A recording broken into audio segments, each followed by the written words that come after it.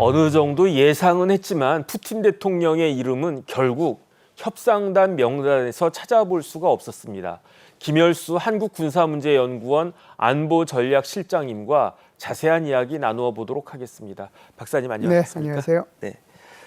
이제 바로 오늘이잖아요. 이제 4시부터인가요? 우리 시간으로 전쟁 당사국인 우크라이나와 러시아가 전쟁 발발 3년, 2022년 2월 24일에 개전이 된 걸로 제가 기억하는데 네. 이제 벌써 3년도 더 넘은 거죠.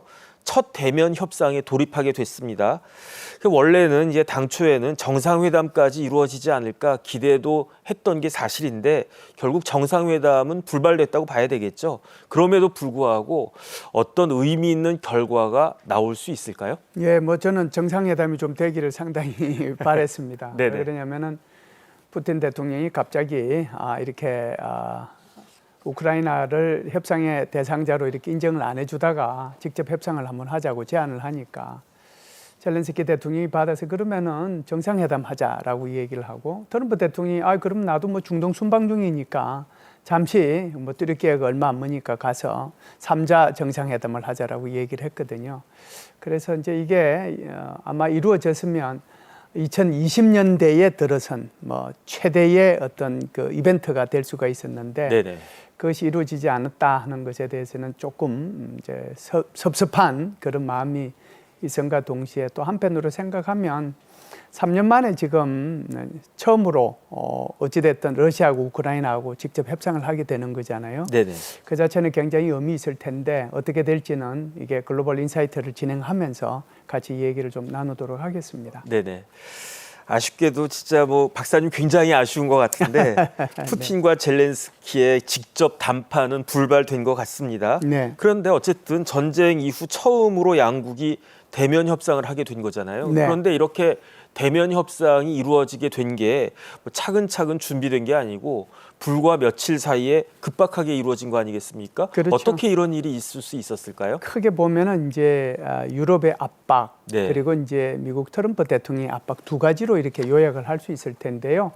먼저 유럽의 압박에 대해서 먼저 말씀을 드려보겠습니다. 5월 9일 날 그 전성절이잖아요. 네네. 푸틴 대통령은 27개 국가의 정상들을 초청해서 아주 크게 행사를 했는데 바로 그 다음 날이죠. 5월 10일 날 그러니까 영국, 프랑스, 독일, 폴란드 이제 이 총리하고 대통령들이 젤렌스키 대통령을 만나러 우크라이나로 갑니다. 그래서 5개 나라가 정상회담을 하죠. 그래서 정상회담을 하면서 5월 12일부터 당장 이 30일 동안의 휴전에 합의하라. 만일 이 휴전에 합의하지 않으면 우크라이나에 대해서 군사 지원을 늘리고 그것뿐만이 아니고 러시아에 대해서도 가스라든지 또는 금융 제재를 미국과 같이 해나가겠다. 그렇게 한번 얘기를 했단 말이죠. 네네. 그러니까 이제 이게 유럽 지도자들의 이 푸틴 대통령 또는 러시아에 대한 압박이 이제 아주 컸다라고 하는 것이 이제 하나가 있을 거고요.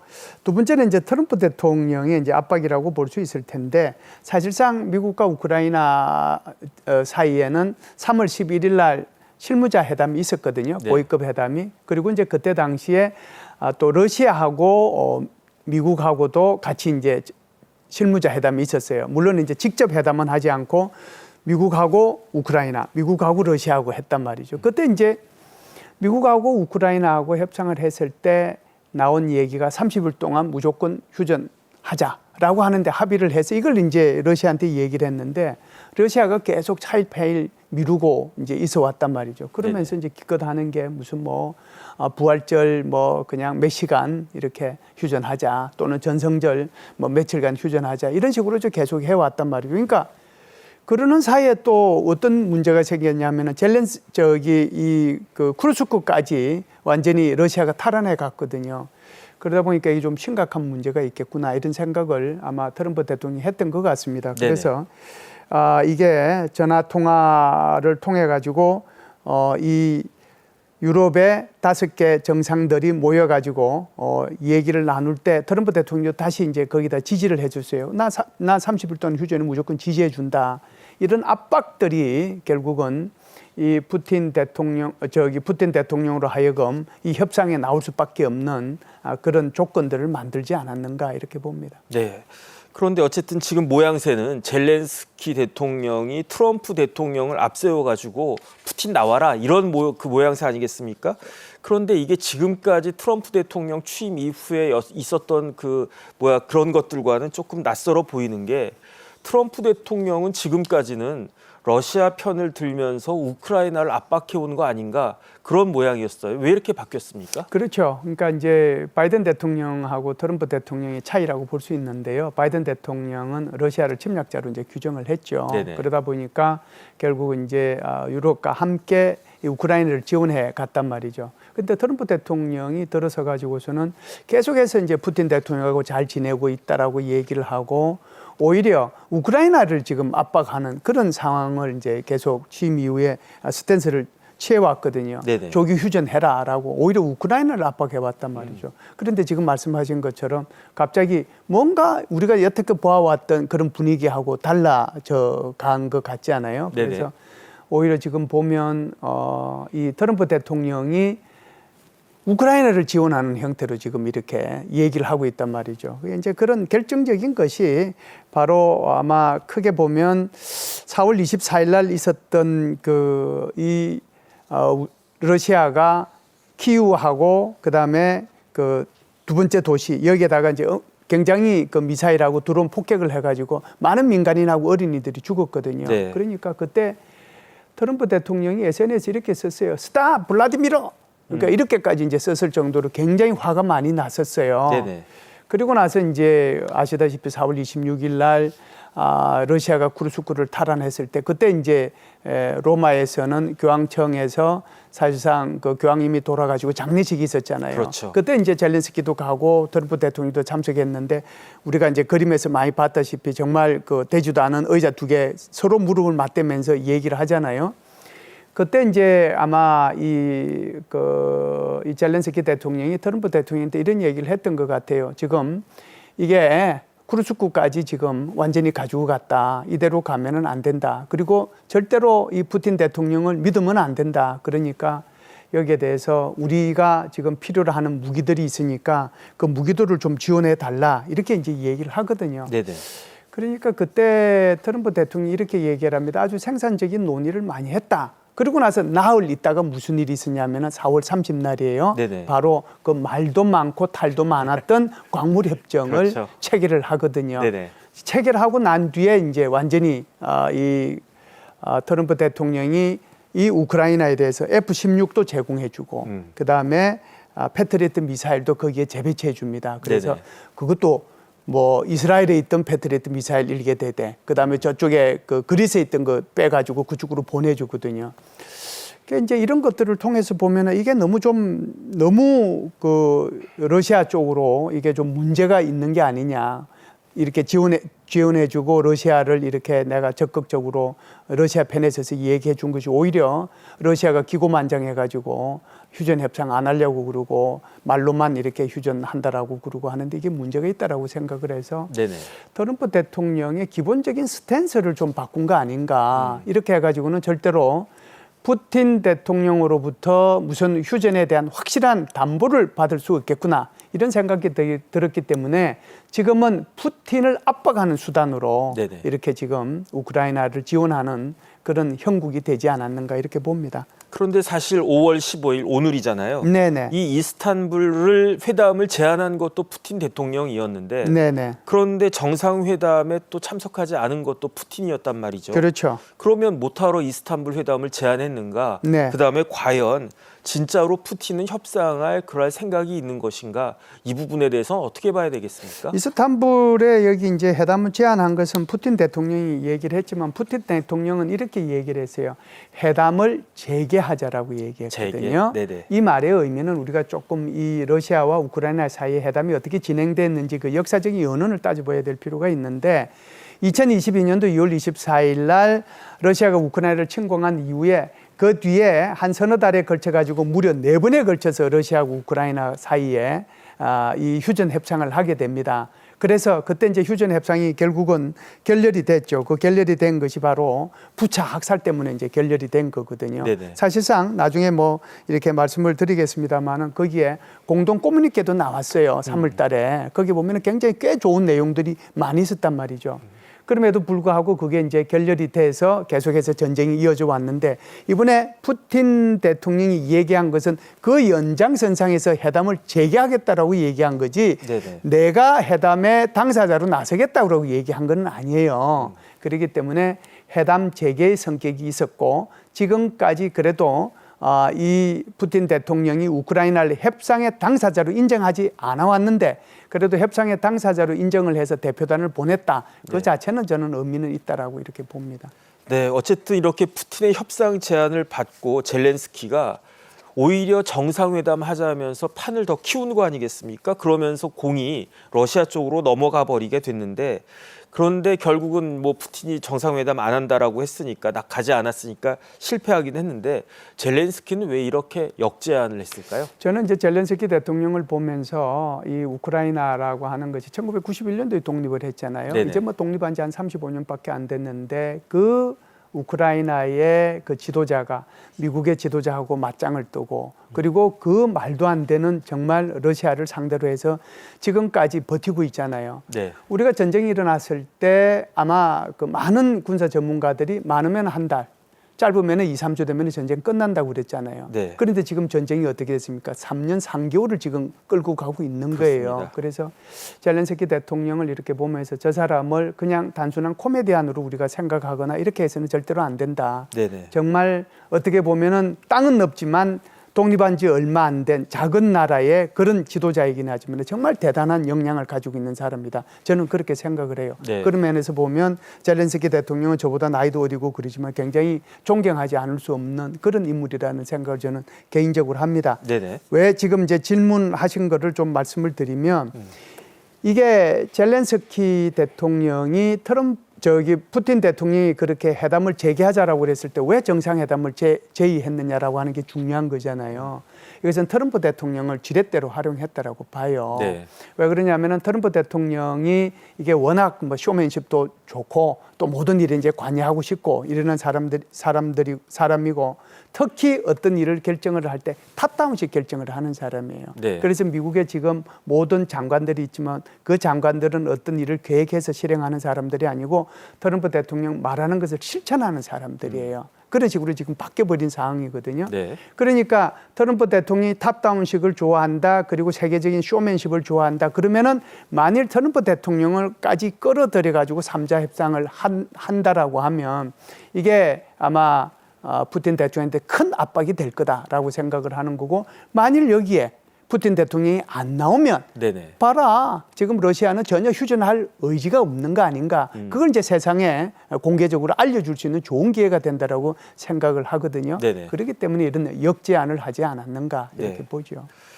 그런데 이스탄불하고 지금 서울하고는 시차가 6시간이니까 지금 시간이 15시 37분이니까 그 이스탄불 시간은 그 9시 37분 이렇게 되겠네요. 네, 그 정도 되죠. 그런데 어쨌든 뭐 크렘린에서도 발표를 했고 그 다음에 트럼프가 그 카타르로 향하고 있다라고 보여지니까 그 동선으로 봐도 결국 오늘 정상회담은 뭐 불발되는 거나 마찬가지인 거죠. 그 박사님은 푸틴이 불참할 거로 예상하셨죠? 아니요, 그렇게까지는 예상 안 하셨습니까? 네, 그렇게까지 왜 그러냐면 네네. 워낙 이 푸틴이 지금 저 자리에 앉아 있는 게 25년째 앉아 있는 거잖아요. 네네. 25년째 앉아 있고 또 트럼프 대통령하고 이 좀 관계를 멀리하면은 여러 가지 이제 향후에 손해가 있을 거라는 그런 생각 때문에 서로 그래도 얼굴을 맞이할 수는 있겠구나 하는 아주 그 작은 희망은 갖고 있었어요. 네네. 그래서 그것이 이제 깨진 것에 대해서 제가 아까 섭섭하다라고 말씀을 드렸는데 네. 사실상 푸틴 대통령 입장에서 보면 이렇습니다. 지금까지 젤렌스키를 뭐로 규정을 했어요? 나치로 규정을 했어요. 네네. 나치로 규정을 했기 때문에 저 나치 정권을 몰아내야 된다라고 말을 여러 번 해왔고 그리고 만일 내가 우크라이나의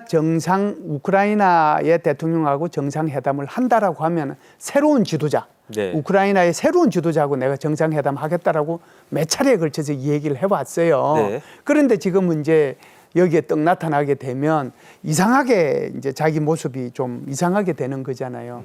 아마 그런 면이 있었고 또 하나는 사실상 한 사나흘 만에 정상회담을 이렇게 나가려고 하면 자기도 뭔가 준비를 많이 하고 그렇고 나가야 되는데 네. 준비된 게 별로 없었을 수도 있다 이런 네네. 생각이거든요.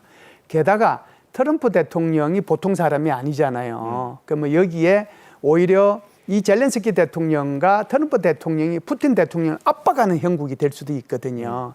그렇기 때문에 여기에 본인이 직접 나가는 대신에 대표단을 보내지 않았는가 이렇게 봅니다. 푸틴 입장에선 1대2 싸움이 될 수 있겠다 이런 걱정이 있었을 수 있겠는데 어쨌든 오늘 조금 있다가 이제 그 진행될 이스탄불 협상은 결국은 실무 협상이 되어 버렸어요. 그렇죠. 그런데 3년 만의 협상이고 종전 협상일 텐데 진척이 있을까요? 제가 볼 때는 이제 이게 무엇이든지 간에 첫 술에 배부를 수는 없는 거고요. 그래서 오늘은 만나게 되면 아마 서로 탐색전 하게 될 겁니다. 네네. 그런데 지금까지 이 러시아하고 우크라이나 사이에 제가 아까도 말씀드렸습니다만 2022년도 3월 달에 중요한 꼬무니케 공동성명을 그때 발표한 게 있거든요. 합의한 거예요.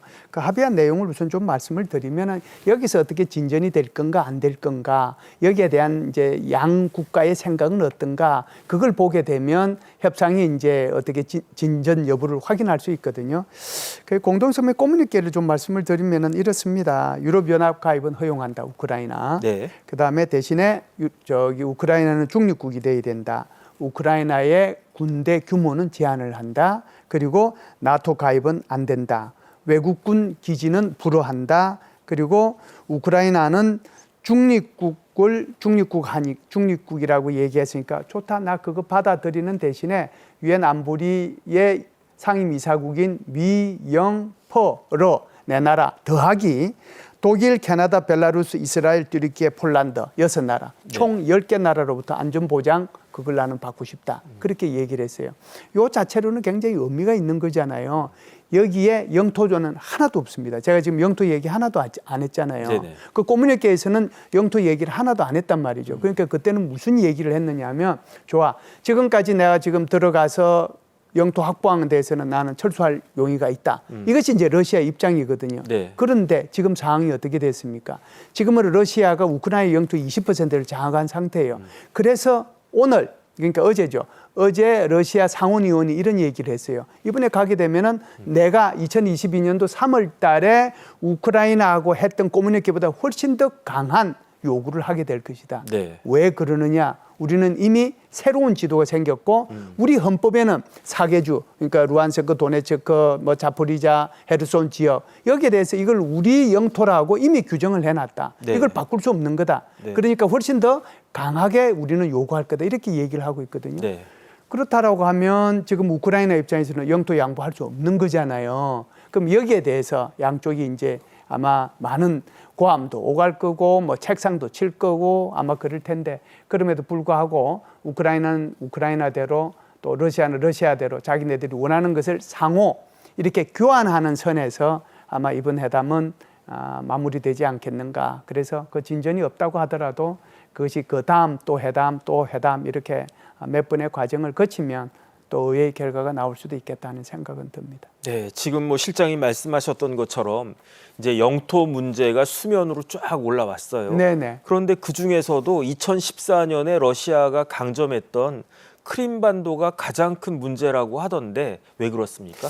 크림반도가 이게 뭐 역사적인 연원을 따지면 네. 굉장히 좀 길게 설명해야 되는데 아주 이제 간단하게 설명을 드리면 크림반도가 우크라이나에 이렇게 툭 붙어 있잖아요. 네네.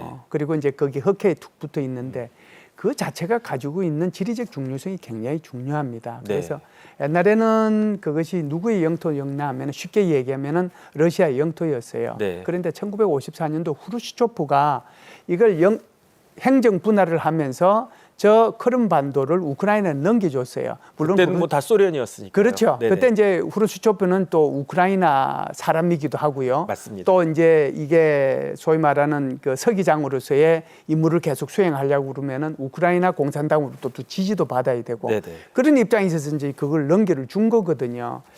그런데 이제 1991년도 독립을 했잖아요. 독립을 할 때 크림반도는 누구 거였습니까? 우크라이나 거잖아요. 그렇죠. 그 우크라이나 거였는데 이게 이제 2014년도에 사실상 거기 러시아 군인들이죠. 러시아 군인들이 리틀 그린맨이라고 하는 부대 마크도 없고 계급장도 없고 휘장도 없고 아무것도 없는 그냥 자기네들은 민병대라고 얘기를 했어요. 러시아에서는. 그렇지만은 정규 군인들이 전부 다 그런 옷을 입고 가가지고 크림반도를 장악을 한 거거든요. 네네. 그리고 이제 그걸 통해 가지고 수없는 이제 그 희생이 되기도 하고 이산 가족들도 많이 생기고 그랬었죠.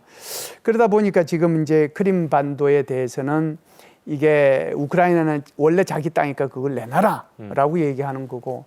러시아 입장에서는 옛날로 따지면은 내 거다라고 얘기하는데 러시아 입장에서는 저 크림반도가 더 중요한 이유가 있어요. 왜 그러냐면 러시아가 가지고 있는 여러 함대들이 있는데 저 함대 중에서 얼어붙지 않는 부동항 딱 저기는 세바스토폴이라고 하는 크림반도에 있는 흑해함대밖에 없어요. 그러니까 저 흑해함대를 빼앗기는 순간 부동항이 없어져 버리는 거잖아요. 그러니까 러시아로 봐서는 세바스토폴도 확보해야 되고 크림반도도 확보해야 되고 그런 상황이죠. 그렇기 때문에 크림반도가 아주 중요한 쟁점으로 양국 간에 떠오를 수밖에 없는 그런 상황이죠.